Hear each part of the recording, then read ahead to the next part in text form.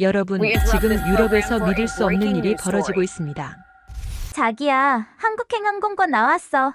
지금 바로 예약해야 해. 체코 프라하의 한 여행사 앞. 새벽 5시부터 수백 명이 줄을 서 있습니다. 목적지는 단 하나, 대한민국 서울입니다. 현재 프라하에서 서울행 항공권 대기 기간이 평균 3개월을 넘어섰습니다. 체코 전역의 여행사마다 한국 패키지 상담 예약이 폭주하고 있고 온라인 예약 사이트는 접속자 폭주로 마비 사태를 겪고 있습니다.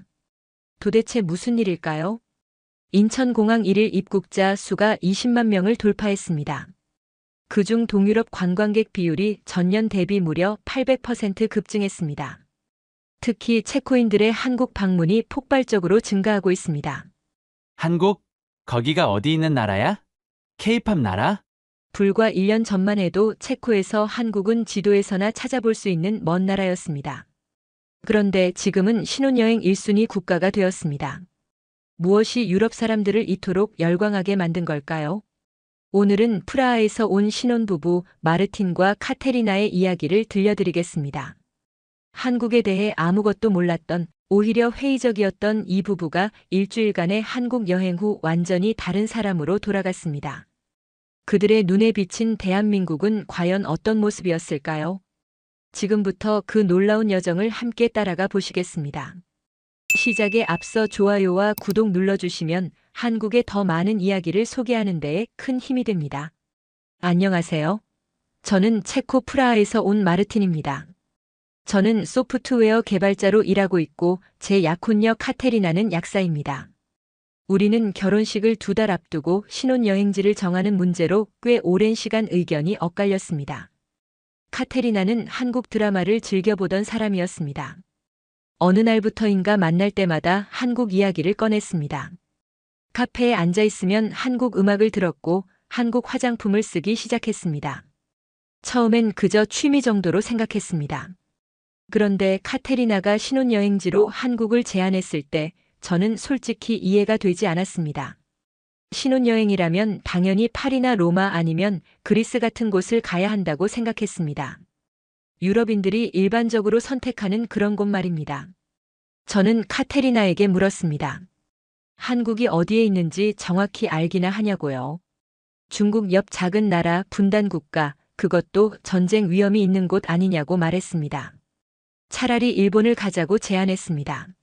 적어도 일본은 유럽에서도 많이 알려진 관광지니까요.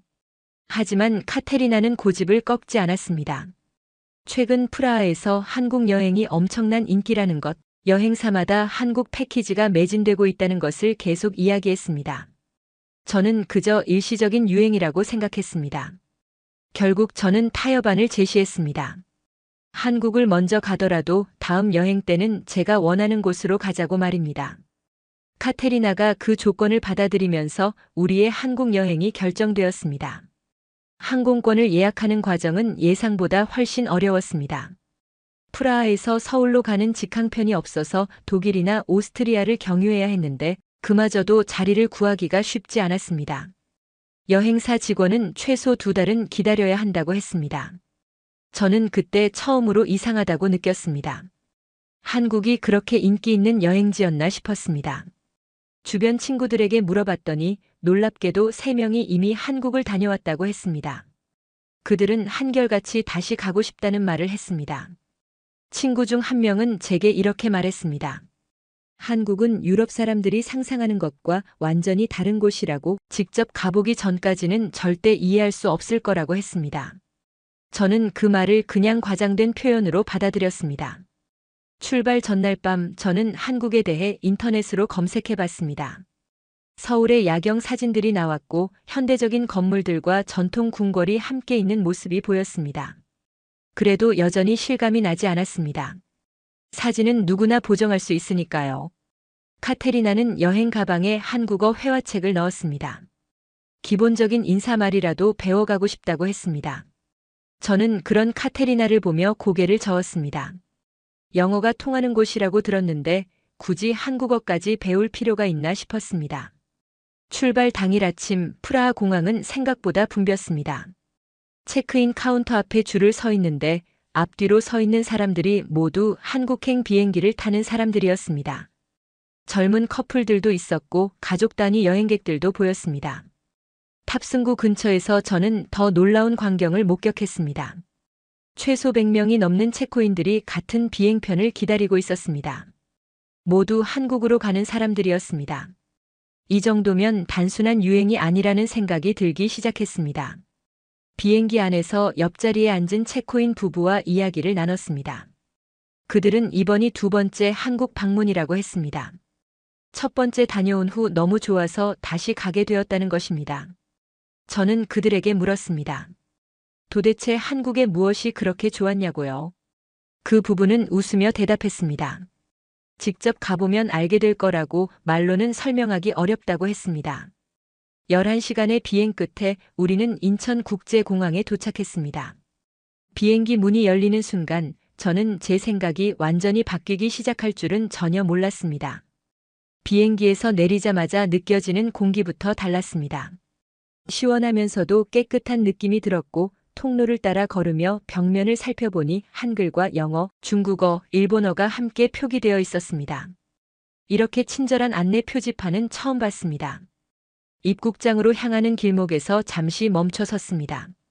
천장이 놀라울 정도로 높았고 위에서 쏟아지는 자연광이 공항 전체를 밝게 비추고 있었습니다. 유럽의 오래된 공항들과는 완전히 다른 분위기. 모든 것이 깔끔하게 정돈되어 있다는 느낌을 지울 수 없었습니다. 입국 심사줄이 상당히 길었지만 예상외로 빠르게 줄어들었습니다. 자동화 시스템이 여러 대 설치되어 있었고 직원들의 효율적인 안내 덕분에 프라하 공항에서 1시간 넘게 기다렸던 기억과는 대조적으로 30분도 채 걸리지 않았습니다. 짐을 찾는 곳에서 다시 한번 놀랐습니다. 여러 개의 컨베이어 벨트마다 전광판에 비행편 정보가 선명하게 표시되어 있었고 우리 짐은 벌써 나와서 돌고 있었습니다. 유럽에서는 짐 나오기를 30분 이상 기다리는 게 일반적인데 말입니다. 공항 로비로 나왔을 때는 더 놀라웠습니다. 로비 한가운데 작은 정원이 조성되어 있었기 때문입니다. 진짜 나무와 꽃들이 심어져 있었고 분수대에서는 물이 흐르고 있었습니다. 공항 안에 이런 공간이 있다는 것 자체가 신기했습니다. 카테리나가 갑자기 제 팔을 잡아 끌었습니다. 면세점 쪽을 가리키며 흥분한 표정을 짓고 있었습니다. 화장품 매장의 규모가 상당했고 한국 브랜드 제품들이 빼곡하게 진열되어 있었습니다. 가격표를 확인해 보니 프라하보다 훨씬 저렴하다는 사실에 놀라지 않을 수 없었습니다. 공항 철도를 타기 위해 지하로 내려가는 길. 표를 사는 과정도 간단했습니다. 자동 발매기에 영어 메뉴가 있었고 신용카드 결제가 즉시 처리되었습니다. 유럽의 일부 기차역에서는 아직도 현금만 받는 곳이 있다는 점을 생각하면 격세지감이었습니다. 플랫폼에서 기다리며 전광판을 올려다봤습니다. 다음 열차 도착 시간이 분 단위로 표시되어 있었습니다. 프라하에서 기차가 10분 정도 늦는 것은 흔한 일이라 정시 운행이 정말 지켜지는지 의심스러웠습니다. 그런데 열차는 정확히 표시된 시간에 도착했습니다. 문이 열리자 승객들이 질서정연하게 타고 내렸습니다. 밀치거나 서두르는 사람이 단 한 명도 없다는 것이 인상적이었습니다. 저는 카테리나와 함께 열차에 올라탔습니다. 좌석이 예상보다 훨씬 넓고 편안해서 놀랐습니다.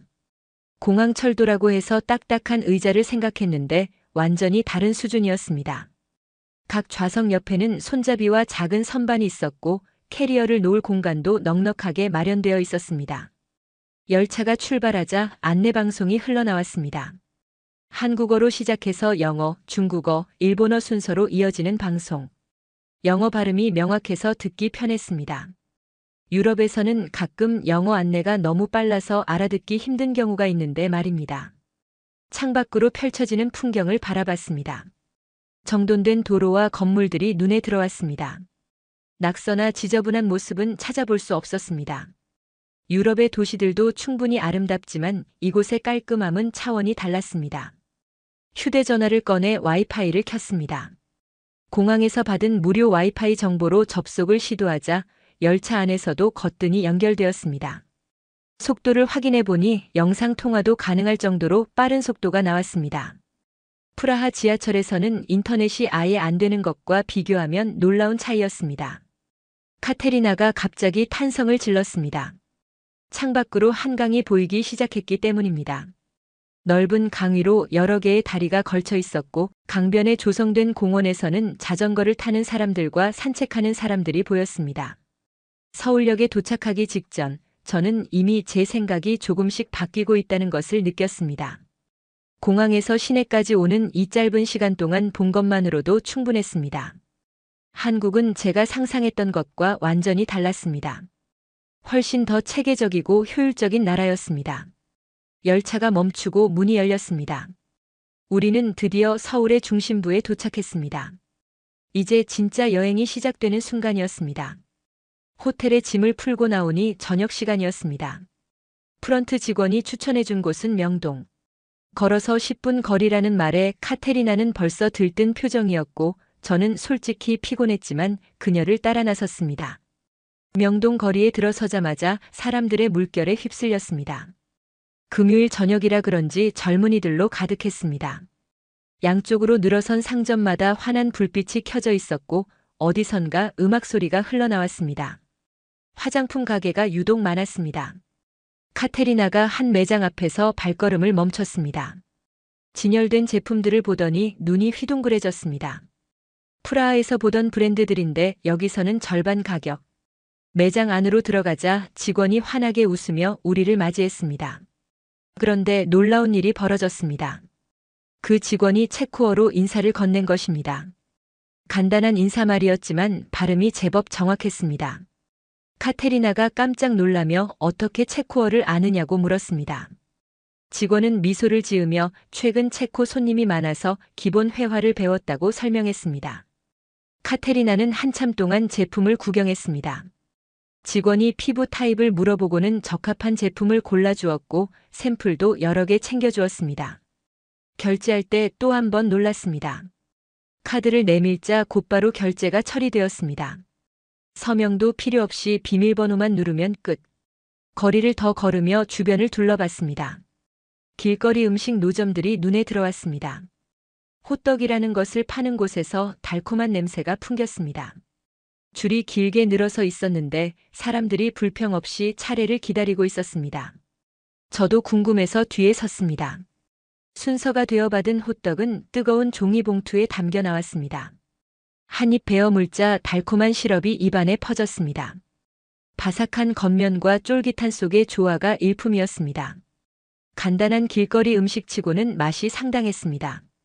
배가 고파지자 본격적으로 식당을 찾았습니다. 한 식당이 여러 곳 보였지만 어디로 들어가야 할지 선택이 쉽지 않았습니다.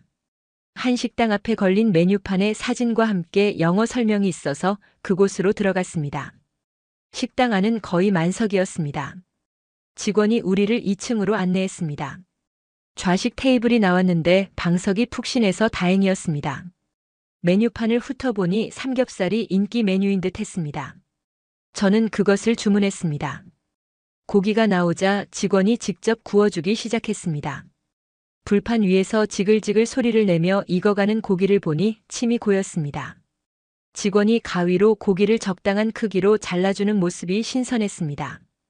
유럽에서는 고기를 가위로 자르는 것을 본 적이 없었거든요.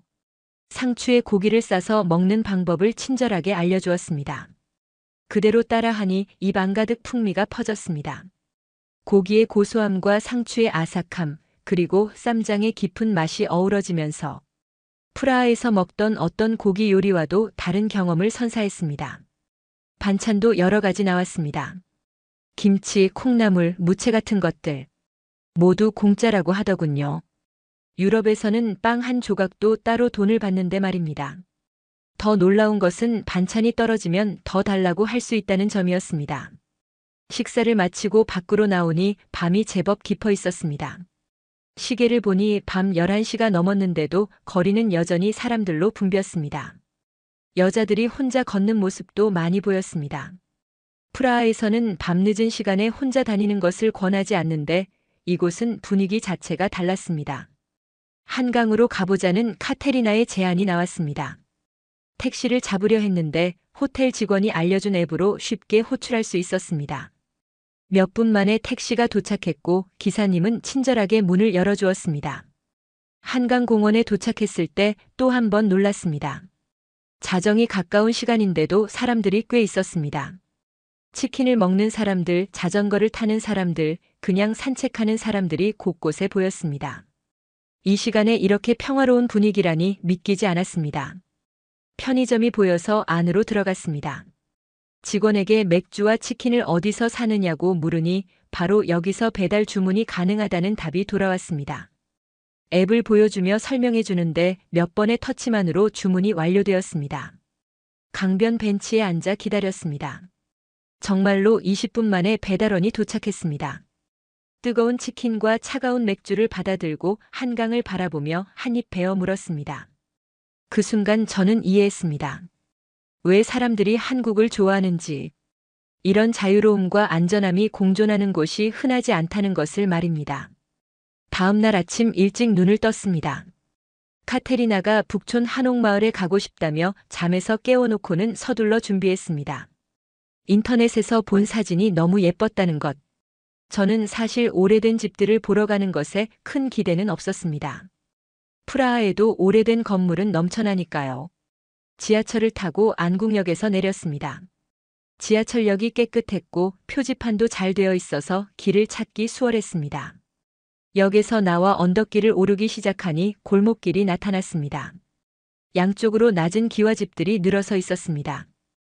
회색 기와와 흰 벽이 조화를 이루고 있었고 아침 햇살이 골목에 비쳐 따뜻한 느낌을 자아냈습니다. 프라하의 고딕 건축과는 완전히 다른 아름다움. 소박하면서도 우아한 멋이 있었습니다. 놀라운 것은 이 오래된 집들에 사람들이 실제로 살고 있다는 사실이었습니다. 문패가 걸려 있었고 화분이 놓여 있었습니다. 어떤 집 앞에서는 할머니가 화분에 물을 주고 계셨습니다. 600년 된 집에 아직도 사람이 산다는 것이 신기했습니다. 한복 대여점 간판이 눈에 들어왔습니다. 카테리나가 꼭 입어보고 싶다고 우겼습니다. 가게 안으로 들어가니 형형색색의 한복이 걸려 있었습니다. 주인 아주머니가 반갑게 맞아주시며 카테리나에게 어울릴 만한 한복을 골라주셨습니다. 카테리나는 연두색 저고리에 분홍색 치마를 입었습니다. 거울을 보더니 환하게 웃는 모습. 정말 잘 어울렸습니다. 주인 아주머니가 저에게도 남자 한복을 권했습니다. 처음에는 거절하려다가 카테리나의 간절한 눈빛에 못 이겨 입어봤습니다. 한복을 입고 밖으로 나서니 분위기가 완전히 달라졌습니다.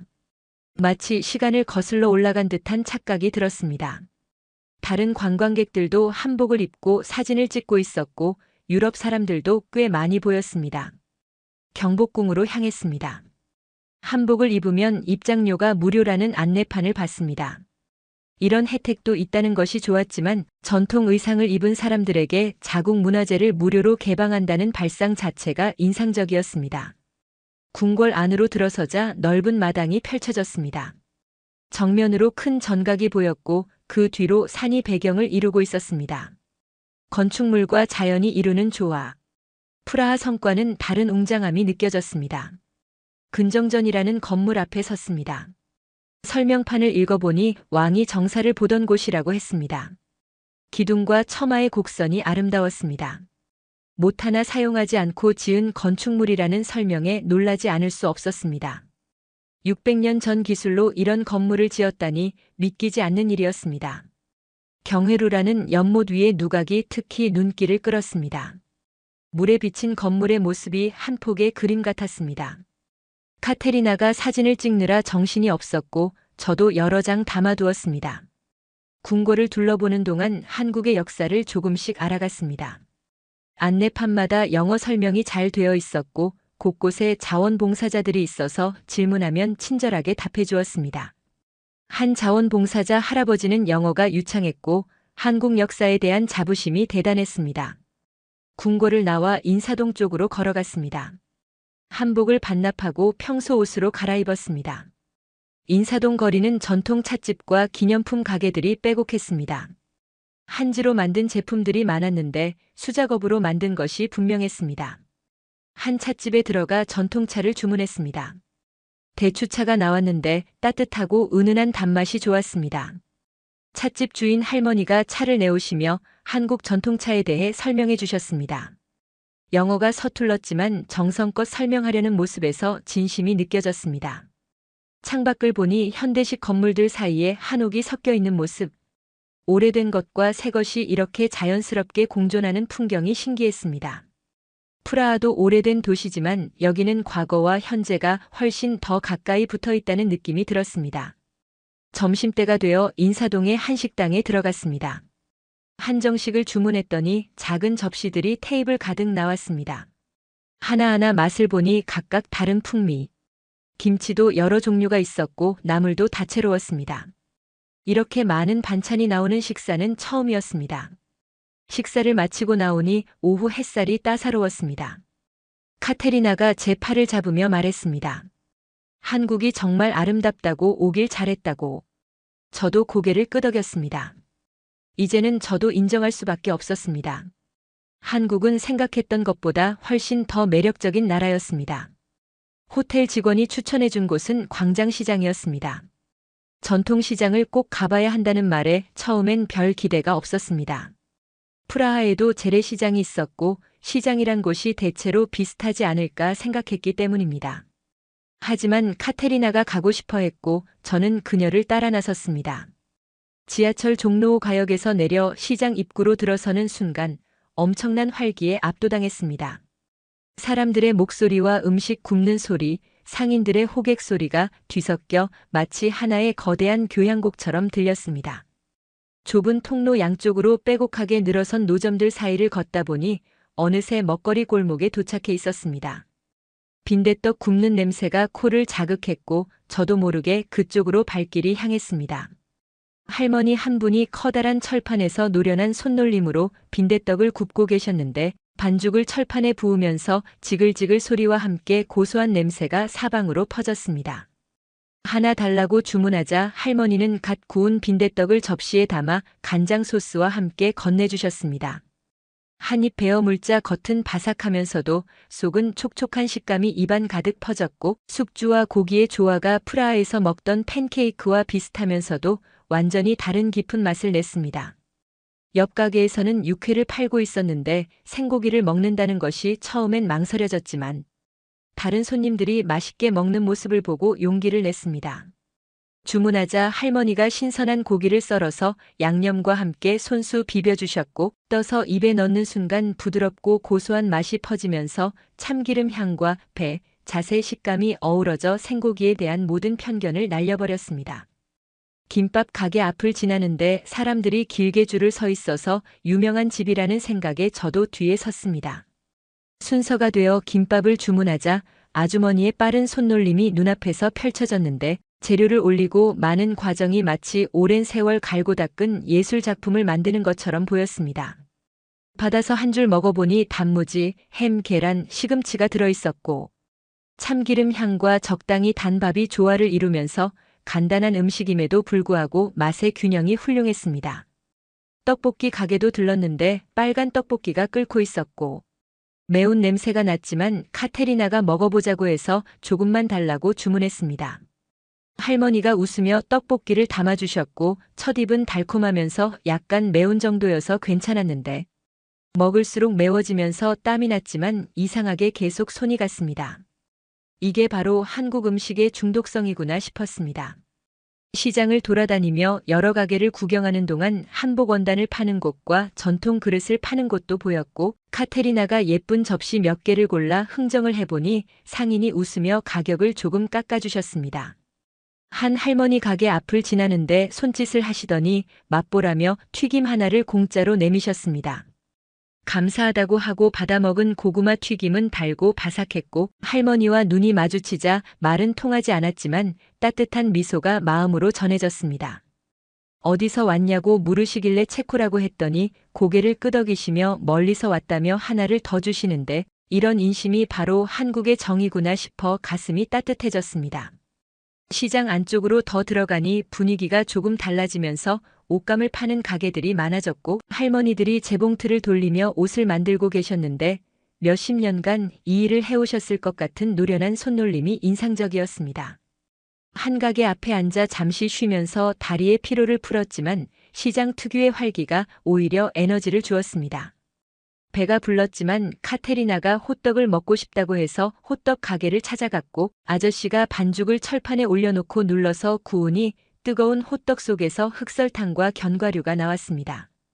시장을 나오며 뒤를 돌아보니 60년이 넘는 역사를 가진 이곳에서 사람들의 삶이 이어져 왔다는 것이 느껴졌고 단순히 물건을 사고 파는 곳이 아니라 정이 오가는 곳이라는 생각이 들었습니다. 카테리나가 배가 너무 부르다며 웃었고 저도 그랬지만 행복한 배부름이었습니다.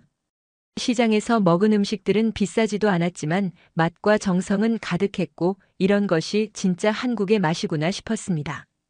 걸어서 호텔로 돌아가는 길에 한국 사람들의 따뜻함을 계속 생각하게 되었는데 시장 할머니들의 미소와 덤으로 주시던 음식, 친절한 설명들이 한국을 특별하게 만드는 요소라는 확신이 들었습니다. 다음 날 저녁 젊은이들의 거리라고 불리는 홍대로 향했습니다. 지하철역에서 내리자마자 음악 소리가 귓가를 파고들었고 역 출구부터 거리 공연이 펼쳐지고 있었습니다. 한 팀이 춤을 추고 있었는데 사람들이 둘러서서 구경하며 박수를 쳐주는 모습이 자연스러웠습니다. 홍대 거리로 나오니 네온 사인이 화려하게 빛나고 있었고 젊은이들로 북적였습니다. 명동과는 완전히 다른 분위기였는데 여기는 더 자유롭고 활기찬 에너지가 느껴졌습니다. 거리 곳곳에서 다양한 공연이 열리고 있었고 지나가는 사람들도 자연스럽게 멈춰 서서 즐기고 있었습니다. 한 공연 앞에 멈춰 섰더니 4명의 젊은이가 아카펠라를 선보이고 있었는데 목소리만으로 만들어내는 화음이 놀라울 정도로 아름다웠습니다. 노래가 끝나자 사람들이 박수를 쳤고 몇몇은 모자에 돈을 넣었는데 저도 지폐 몇 장을 조심스럽게 넣어드렸습니다. 공연자들이 고맙다는 표정으로 고개를 숙이는 모습에서 예술에 대한 존중이 느껴졌습니다. 카테리나가 옷가게들을 구경하고 싶다고 해서 골목으로 들어섰는데 홍대에는 독특한 디자인의 옷을 파는 작은 가게들이 즐비했습니다. 한 가게에 들어가 보니 젊은 디자이너가 직접 만든 옷들이었고 대량 생산품이 아니라 하나하나 손으로 만든 작품들이라는 설명을 들었습니다. 카테리나가 원피스 하나를 골랐는데 가게 주인이 직접 디자인한 것이라며 자부심을 가지고 설명해 주었습니다. 한국 전통 문양을 현대적으로 재해석했다는 이야기를 듣고 보니 정말 세련되면서도 전통미가 살아있었고 가격도 유럽의 디자이너 브랜드보다 훨씬 합리적이어서 놀랐습니다. 저녁 식사는 친구가 추천해준 삼겹살 무할리 필집에서 하기로 했습니다. 가격을 보고 처음엔 잘못 본 줄 알았는데 무제한으로 먹을 수 있는데도 1인당 15,000원 정도라니 유럽 기준으로는 믿기 어려운 가격이었습니다. 고기를 직접 구워 먹는 시스템이라 처음에는 서툴렀지만 옆 테이블 사람들을 관찰하며 따라하다 보니 금방 익숙해졌습니다. 식사를 마치고 나오니 밤이 깊어 있었지만 거리는 오히려 더 활기를 띠고 있었습니다. 클럽에서 흘러나오는 음악 소리가 멀리서도 들렸고 젊은이들이 줄을 서서 입장을 기다리는 모습이 보였는데 카테리나가 클럽 문화도 경험해 보고 싶다고 제안했습니다. 한 클럽 앞에 서서 입장료를 내고 들어가니 내부가 생각보다 넓었고 화려한 조명 아래에서 음악이 크게 울려 퍼지고 있었습니다. 사람들이 자유롭게 춤을 추는 모습을 보면서 음료를 마셨는데 한국 젊은이들의 에너지가 대단하다는 생각이 절로 들었습니다.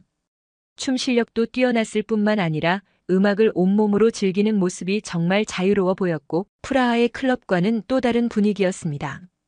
1시간쯤 있다가 밖으로 나와 신선한 공기를 마셨는데 근처 편의점에 들어가 음료수를 사서 밖 테이블에 앉았습니다. 새벽인데도 편의점 앞에 사람들이 모여 있었고 다들 자연스럽게 이야기를 나누거나 음료를 마시고 있었습니다. 옆 테이블에 앉은 대학생들과 눈이 마주치자 그들이 먼저 어디서 왔냐고 물어왔습니다.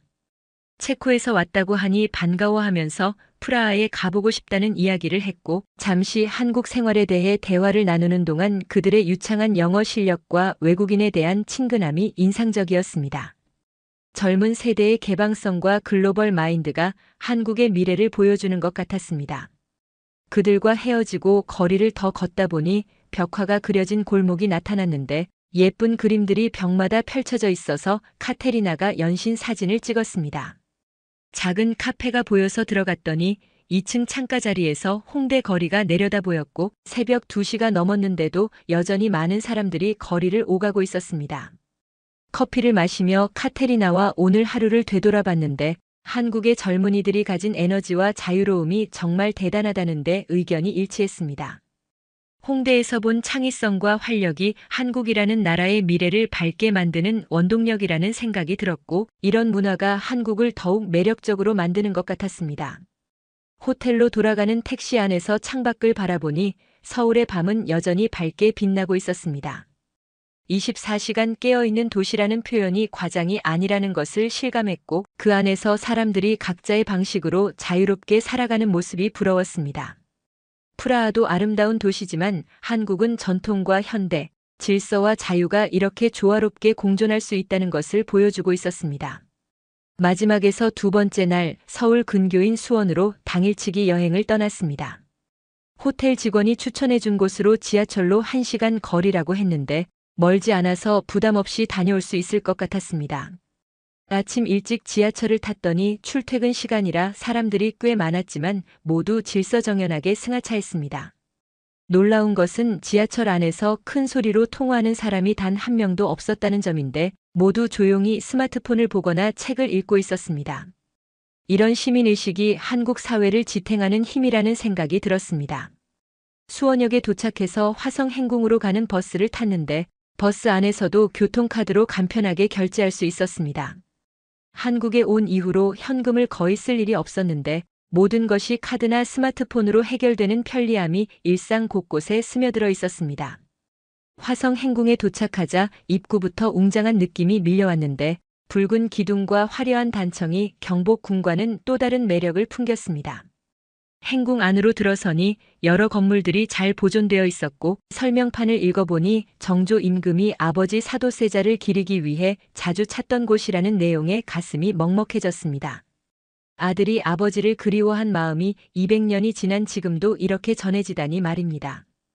행궁을 나와 화성 성곽으로 향하는 길, 걸어서 10분쯤 가니 높고 견고한 성벽이 산을 따라 이어져 있는 모습이 눈에 들어왔습니다. 200년도 더 된 건축물인데 상태가 이렇게 훌륭하다는 것이 놀라웠고 성곽 위로 올라가는 계단은 가팔랐지만 올라갈 만한 가치가 있었습니다. 성벽 위에 서니 수원 시내가 한눈에 내려다 보였는데 현대식 건물들과 전통 건축물이 함께 어우러진 풍경이 과거와 현재가 공존하는 한국의 모습을 그대로 보여주고 있었습니다. 성곽을 따라 걷기 시작했는데 총 길이가 5km가 넘는다고 들어서 전부 걷기는 힘들 것 같아 일부만 체험하기로 했습니다. 중간중간 포루와 치성 같은 군사시설들이 눈에 띄었는데 실용성과 아름다움을 모두 갖춘 건축물이라는 것이 한눈에 보였습니다. 화서문이라는 성문에 도착했을 때 아치형 문이 우아한 곡선미에 감탄이 절로 나왔고 이 문을 200년 전 사람들도 지났을 것이라는 상상을 하니 역사의 흔적을 직접 밟고 있다는 실감이 들었습니다.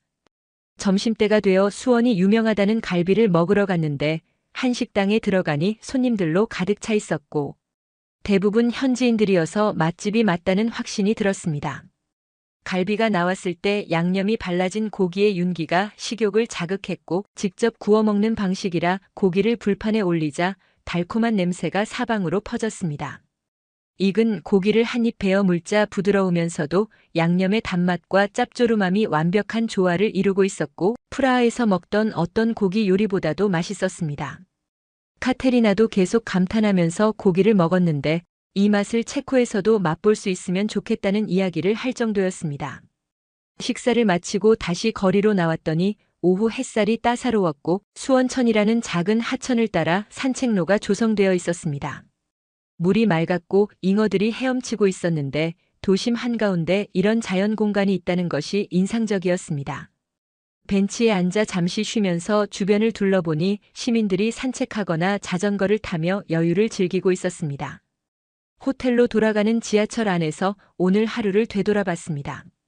수원 화성은 단순한 관광지가 아니라 한국의 역사와 건축미, 그리고 효심이 담긴 문화유산이었고 이런 것들을 잘 보존하면서도 현대 도시와 조화롭게 만들어가는 한국인들의 지혜가 느껴졌습니다.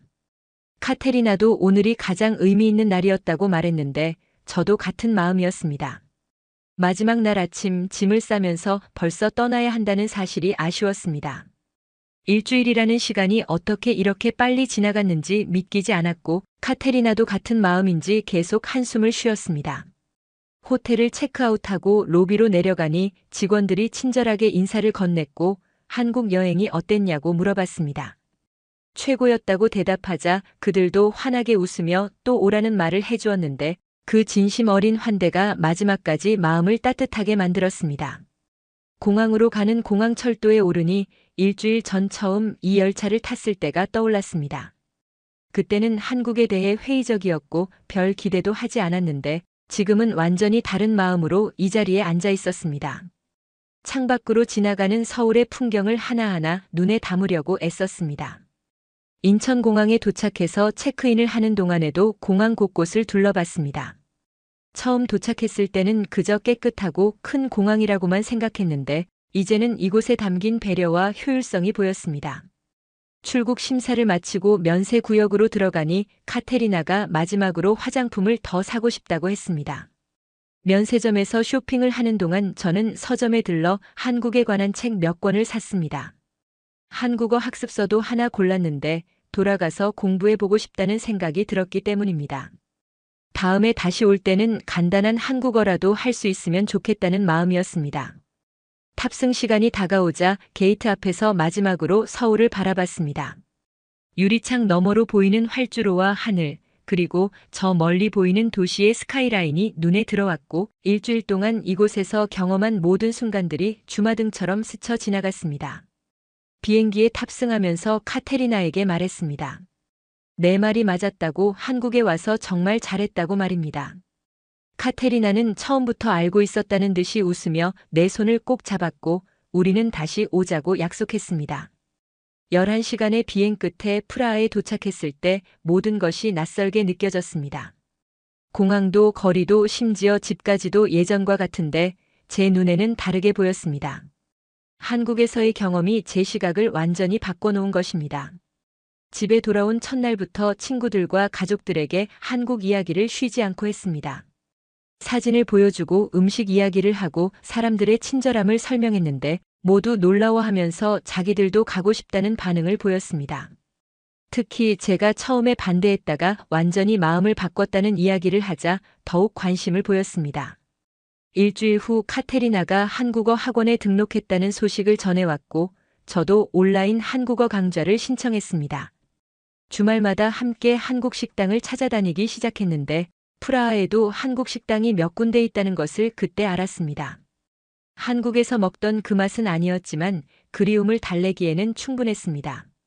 친구들과 모임이 있을 때마다 한국 이야기를 꺼냈고 제 소셜미디어에 올린 한국 여행 사진들은 평소보다 훨씬 많은 반응을 얻었습니다. 댓글마다 한국 여행 팁을 물어보는 사람들이 많았고 저는 성심성의껏 답변해 주었습니다. 석 달쯤 지났을 때 회사에서 아시아 지사 근무 기회가 생겼다는 공지가 나왔습니다. 서울지사였는데 저는 망설이지 않고 지원했습니다. 카테리나도 적극 찬성했고 그녀는 서울에서 일자리를 알아보겠다고 했습니다. 지금 저는 서울행 준비를 하고 있습니다. 이번에는 일주일이 아니라 최소 2년은 한국에서 살게 될 것입니다. 짐을 싸면서 일주일간의 신혼여행을 회상하니 감회가 새로웠습니다. 그때 만약 제가 카테리나의 제안을 끝까지 거절했다면 어땠을까요? 아마 평생 후회했을 것입니다. 한국은 제 인생을 바꿔놓았습니다. 편견을 깨뜨렸고 새로운 세계를 보여줬으며 무엇보다 진정한 선진국이란 어떤 모습인지 가르쳐줬습니다. 기술과 전통, 효율성과 인간미, 빠름과 배려가 공존하는 나라. 그것이 제가 경험한 대한민국이었습니다. 곧 다시 인천공항에 도착할 것입니다. 이번에는 관광객이 아니라 거주자로서 말입니다. 새로운 시작이 기대되고 한국에서의 삶이 어떨지 설렙니다. 그리고 저는 확신합니다. 이 선택이 제 인생 최고의 결정 중 하나가 될 것이라고 말입니다. 오늘 사연은 여기까지입니다. 체코 신혼부부의 한국 신혼여행 스토리 어떠셨나요? 사연의 주인공에게 응원의 댓글을 남겨주세요. 지금까지 감동정거장에서 사연 전해드렸습니다. 사연이 마음에 드셨다면 좋아요와 구독 부탁드립니다. 시청해주셔서 감사합니다.